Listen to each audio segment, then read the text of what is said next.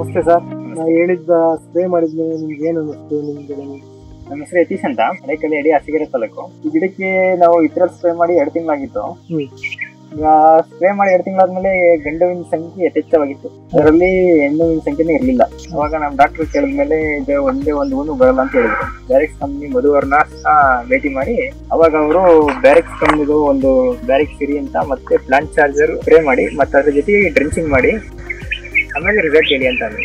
ಅಲ್ಲಿ ಅದೇ ತರ ನಾವು ಸ್ಪ್ರೇ ಮಾಡಿ ಒಂದು 4-5 ದಿವಸಕ್ಕೆ ಒಳ್ಳೆ ರಿಸಲ್ಟ್ ಬಂತು. ಅದೇ ತಕ್ಷಣಗೆ ಹೆಣ್ಣುವಿನ ಸಂಖ್ಯೆ ಹೆಚ್ಚಾಗಿ ಬರ್ತಾ ಇದೆ. ಸ್ಪ್ರೇ ಮಾಡೋದ್ರಿಂದ ಇದು ಈ ಎಲೆಯಲ್ಲಿ ಒಂದು ಲೇಯರ್ ಉತ್ಪತ್ತಿ ಆಗುತ್ತೆ.